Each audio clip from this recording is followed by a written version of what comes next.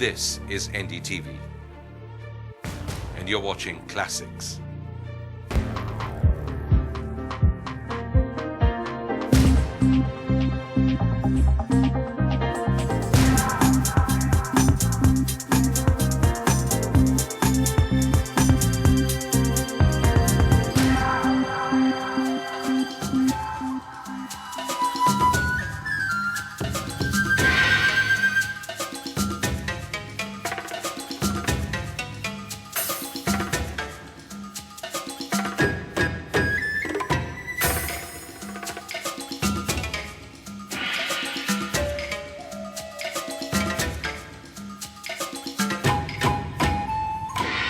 It's only appropriate to begin telling the story of the Kirloskar family by first paying tribute to Shantanu Rao Kirloskar, or SLK as he was usually known, who was not only one of India's greatest industrialists, but a Renaissance man in the real sense.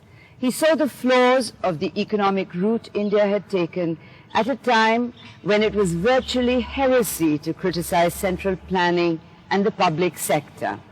And it was here, in Kirloskar, a little industrial township in the heart of rural Maharashtra, that the story of the Kirloskars begins.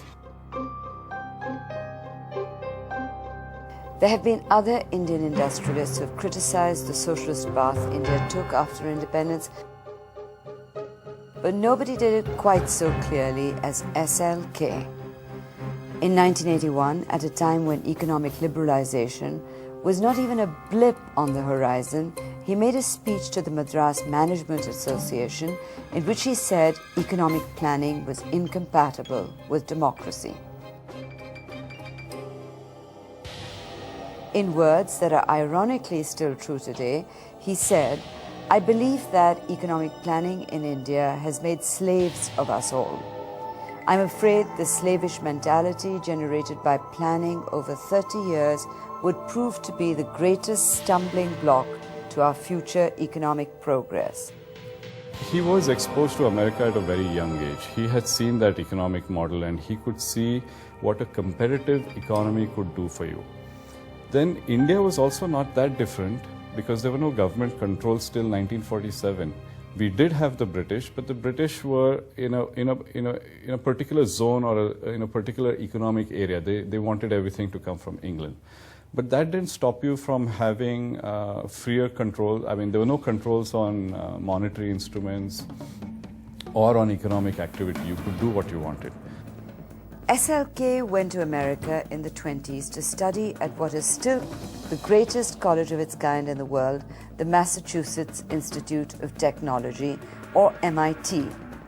It took him and his cousins 60 days to get from India to Boston, and he ended up making this improbable journey because his father, Lakshman Rao, was something of a visionary himself. It was he who built Kirloskar.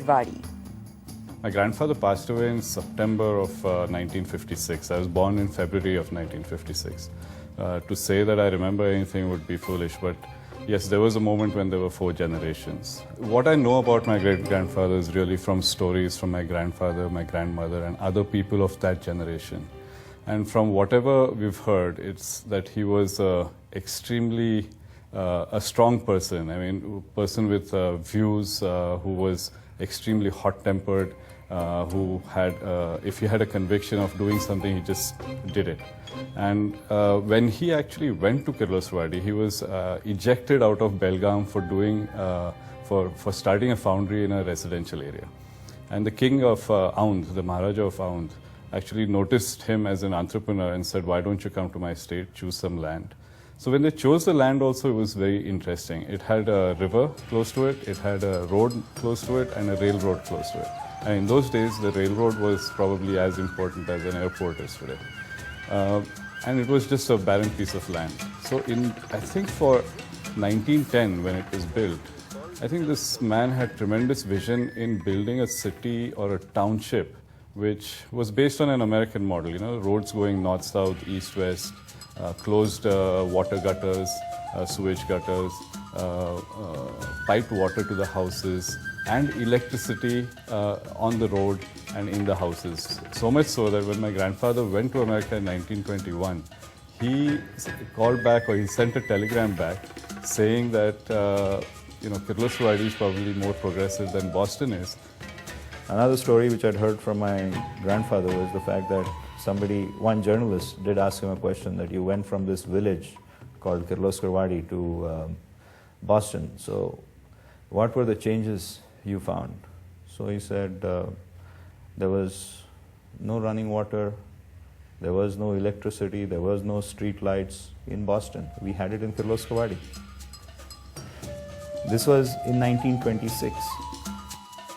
At that time when he had gone there, my great-grandfather, I believe there was nothing there, literally nothing other than the railway station. Dharamshala, where they stayed, it was just dry land. And for many years, they would, when there was no production, they would dig wells for water. And out of that, to create a company which has so many firsts to its credit. First time, forget the iron plow, which was made in Belgaum, but the centrifugal pump, or the diesel engine, or the electric motor, or the machine tool. This was all done there for the first time in India, and it was in the middle of nowhere. He must have been really a great leader of people, to inspire them to make things which were never made before in India.